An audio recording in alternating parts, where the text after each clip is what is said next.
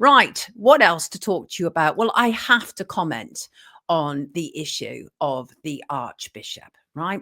I have to, because it's so egregious to me. Let me just find an image of him. I think probably one of the best images is this one. And this one, of course, is where Archbishop, or former Archbishop now, Justin Welby, was crowning King Charles. Justin Welby has now resigned as Archbishop of Canterbury after facing increasing pressure to stand down over his failure to report prolific child abuser John Smyth. Welby has been in the post for 11 years. He was put in place by royals and then kind of agreed and signed in by various other members of the Church of England. But it's a very sort of closed shop situation that brings them into power. And honestly, I think one of the most egregious things that has come out of it is the fact, well, and I know this anyway, because I obviously followed the child abuse inquiry, but the fact is we don't have any decent mandatory reporting of child abuse in this country. It was promised that we would have mandated reporters, which is what they've got in the States. And that is people who, when they are told that a child is being abused or there is a safeguarding risk, they are mandated to report it. And that was promised. And that has failed to materialize. And please bear in mind that nearly £200 million was spent on the child abuse inquiry, and we are still failing to protect children. So Justin Welby resigned. I think he should have been sacked. I think he should be subject to a police investigation and potential charges. And he resigned. He's the most senior bishop, of course, within the Church of England. And he's resigned because of his knowledge and relationship of John Smyth, who was accused of attacking dozens of boys, including those he met at Christian camps in the UK in the 1970s and the 1980s. He was a barrister. He's now dead, obviously, because we let them all die, don't we, before taking action. But he was a barrister, senior member of a Christian charity. He moved to Zimbabwe, later South Africa, where he abused up to 100 boys aged between 13 to 17. There were unaccounted for at least one unaccounted for death of a young boy on his watch. And all of this follows the Making report last week, which clearly showed that Justin Welby had a great deal of knowledge about what had happened regarding Smyth. Now, Justin Welby cannot be held responsible for what Smyth did before Justin Welby became Archbishop of Canterbury. What he can be held accountable for is what he has known since the 70s and what he has known since 2013, when apparently he actually talked with police. And there's still been a real failure, a real kind of very dismissive towards the survivors of this man. And the thing is, Smyth was given the real kind of go ahead to go across all these kind of Christian camps and work with children.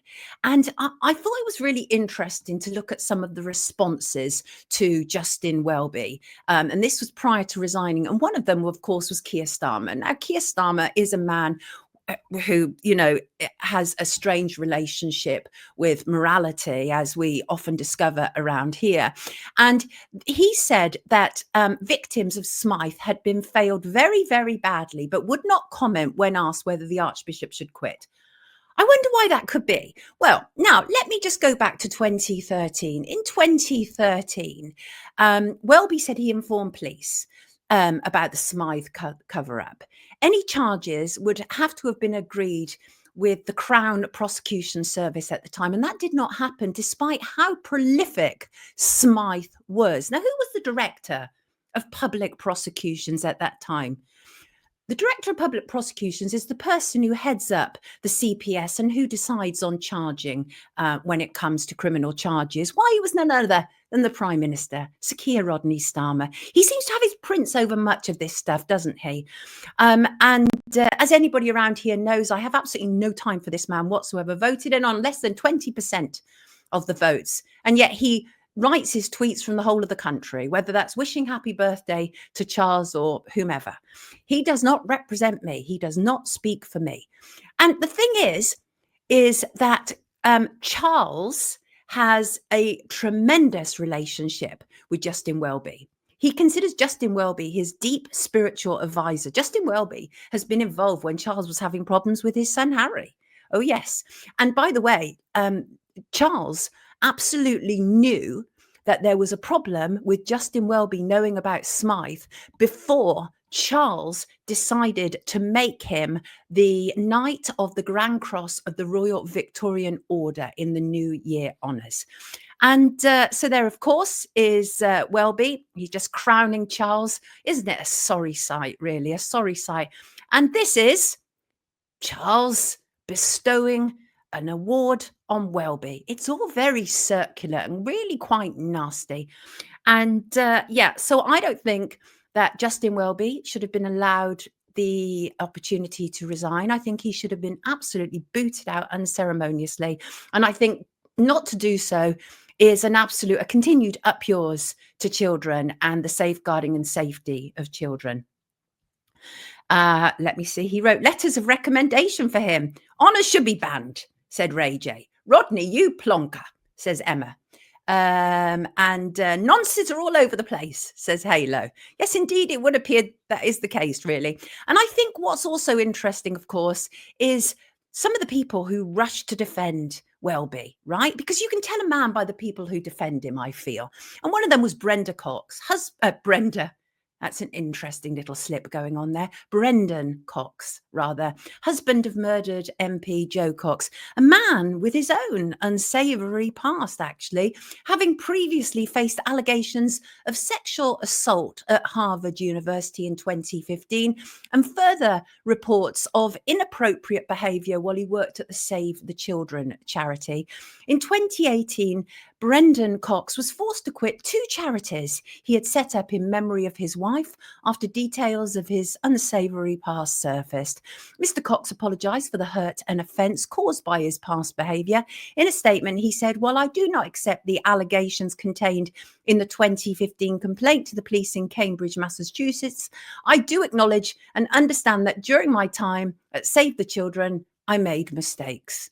I made mistakes. That sounds a bit of a sort of coverall, doesn't it, for something deeply, deeply problematic. And Brendan wrote of Justin Welby. Justin Welby is a good man, and our country will be poorer without his voice. He was particularly good to me when Joe died. Privately and behind the scenes, he was incredibly kind when he didn't need to be. Yeah, but the problem is, Brendan, he didn't speak up about a nonce. So no matter how nice he was to you on the death of your wife, which is awful, obviously, he's failed children, literally failed children. This is not a good character. And guess who else has spoken up for him? Why, none other than former Tony Blair sidekick, Alistair Campbell, a man who is riddled with poor judgments. And I say that because I remember, in fact, I've got the tweet in front of me. I remember when Jimmy Savile died and Alistair Campbell tweeted, "Sad to hear of Jimmy Savile's death. Majorly helped me out when I was on the Mirror a couple of times. Amazing charity man too." Yeah, Alistair. Jimmy Savile got involved in charities because that was a really good cover for the fact that he was not only a prolific nonce, a procurer of children for the British establishment, but also he was having sex with dead bodies in morgues. Yeah? So clearly, again, I mean, I'm not suggesting for a second that Alistair Campbell knew any of those things about Jimmy Savile, but it's just that Alistair Campbell also has rushed out to support Justin Welby as well. These people.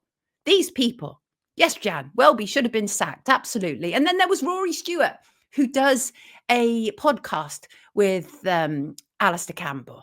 And Rory Stewart was very upset about Justin Welby as well. Remember, Rory Stewart couldn't understand how Trump won last week because these people are so out of touch. They're so out of touch. They don't understand that when Trump won, it wasn't so much an embrace of him, but a rejection of everything that people like Alistair Campbell and Rory Stewart stand for.